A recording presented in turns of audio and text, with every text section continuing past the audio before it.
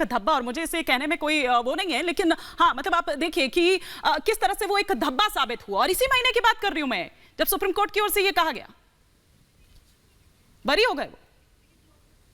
देखिए, इसमें धब्बे की बात नहीं है, मैं धब्बे की बात नहीं कह रहा हूं। मैं ये कह रहा हूं ये केस बहुत साफ केस है। इस साफ में बहुत सबूत बहुत साफ है और बहुत साफ कई चीजें सर्कमस्टेंशियल एविडेंसेस आज बन चुके हैं। इसका स्टेटमेंट इसके पास आ चुका है, बातचीत हमारे सामने है।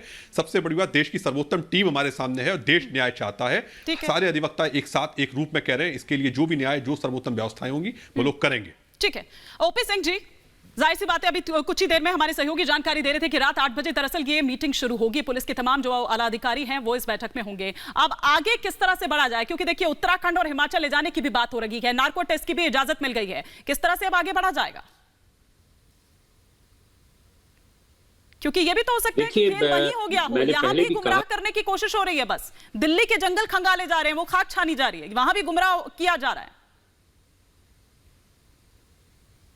नहीं, पुलिस जो भी कर रही है बहुत सोच समझी रणनीति के तहत कर रही है। मैंने पहले भी कहा कि ब्रॉडली हमें किन किन एरियाज पे ध्यान देना है। देखिए, क्रिमिनल जस्टिस सिस्टम में और पर्टिकुलरली जब मेटिकुलस इन्वेस्टिगेशन होता है तो उसमें एक बहुत बड़ी चीज है कि हम कैसे क्राइम के सीन को रिकंस्ट्रक्ट करें। और दिल्ली पुलिस अभी क्राइम के सीन को रिकंस्ट्रक्ट कर रही है। जैसा कि हमारे वरिष्ठ वकील वाजपेयी जी ने भी कहा, अभी हमें बहुत सी चीजों को, डॉट्स को नहीं मिल पाया है, फुल बॉडी नहीं मिली है, बहुत सारी चीजें नहीं मिली है, और वो ओरल एविडेंसेस जो है वो मैजिस्ट्रेट के सामने वो मुकर सकता है, उसकी एडमिसिबिलिटी नहीं रहेगी। तो हमें क्राइम के सीन को रिकंस्ट्रक्ट करना पड़ेगा, रिवर्स इन्वेस्टिगेशन करना पड़ेगा, और उन सभी जगहों पर पुलिस को उस अभियुक्त को ले जाना पड़ेगा जहां हमें कुछ न कुछ एविडेंस मिल रहे हैं। हिमाचल प्रदेश में वो रहा है, उत्तरांचल में भी शायद उसकी स्थिति रही होगी, मैं पूरी अच्छी तरह नहीं जानता, लेकिन उन सारे जगहों पर उसे ले जाकर वो कनेक्टिंग डॉट्स को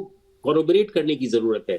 दिल्ली पुलिस बहुत ही व्यावसायिक दक्षता के रूप में आगे बढ़ रही होगी। बहुत सी चीजों की जानकारी हम सबों को नहीं है और उन्हें बताने की भी जरूरत नहीं है। इन्वेस्टिगेशंस जो है वो सीक्रेट तरीके से चल रहा है, प्रोफेशनल तरीके से चल रहा है। मैं समझता हूं कि जितनी भी चीजें की जा रही हैं वो एक सक्सेसफुल प्रोसिक्यूशन की तरफ इंगित कर रहा है। मेटिकुलसली इन्वेस्टिगेशन चल रहा है, सक्सेसफुली चल रहा है। और जैसा शशांक जी ने कहा, हमें फास्ट ट्रैक कोर्ट का गठित करके और हमें बहुत ही त्वरित न्याय दिलाने की जरूरत है।